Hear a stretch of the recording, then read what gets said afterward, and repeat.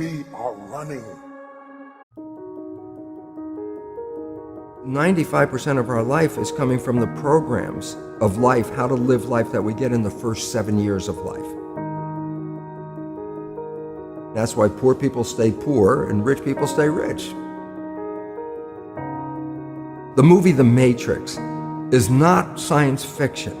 It's a documentary.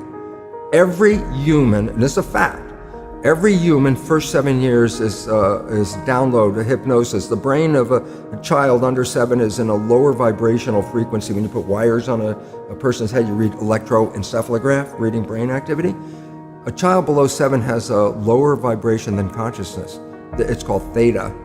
Theta is imagination. Oh, that's how kids play a tea party with mud pies, but to them it's a real thing. A kid rides a broom, it's a horse. That's theta, imagination. Theta is also hypnosis. And the idea is this: before you can become conscious, if you don't have any programs, what are you going to be conscious of? So nature makes the first 7 years. What kind of programs are required to live on this planet? I say, how do you get them? Theta is hypnosis. You just watch. You watch your parents, you watch your siblings, and your community, because you have to learn how many 100,000 rules. Think about it. Just to be a functional member of a family and a functional member of a community, there are rules. Teach an infant these rules. I say, oh, you don't have to. First 7 years, they observe it and just download it. Look, this is not new. I mean, there's the famous book, Rich Dad, Poor Dad. Sure. And basically said you come from a poor family and you could struggle your whole life and try to get rich, but you're not going to make it. And if you come from a rich family, you could be stupid your whole life and make it. Not because it was thinking, but it was unconscious behavior that was downloaded from rich families into kids, which is unconscious. So they're making the right moves unconsciously. If they engage their conscious mind, then they look stupid, but it's unconscious. And that's the same thing with poor people. Poor people have beliefs from the family. Oh, you can't make it, life's a struggle, things are hard, who do you think you are? And if that's the program you get, then 95% of the day you will sabotage yourself.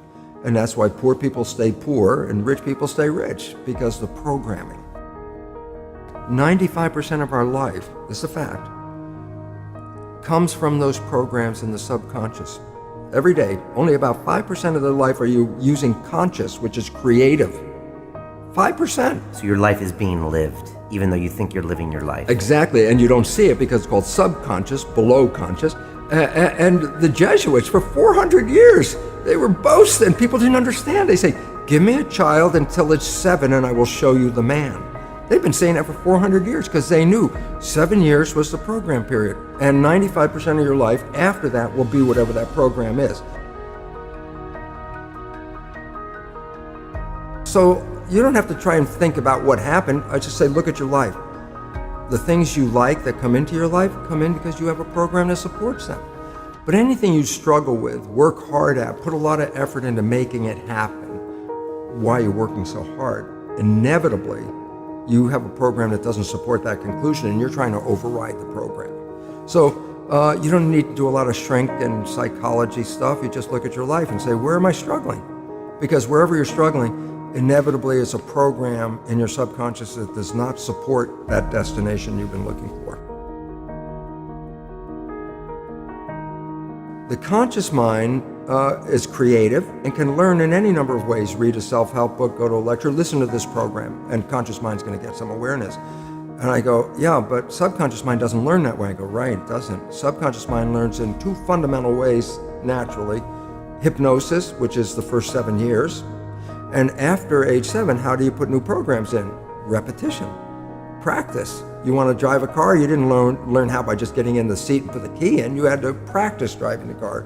You want to learn the alphabet. How many times did you go from A to Z? Try to go to A to Z before you can complete it. And once you completed it, you didn't have to go back and do it again. So 2 phases. You want to train the subconscious mind, hypnosis, repetition. I like the last one because there's a new phrase that's bandied about called fake it till you make it. Meaning, if you're not a happy person, I say, you want to be a happy person? Then repeat all the time, I'm happy, I'm happy. I say, well, you don't look happy or anything. I say, no, who am I talking to?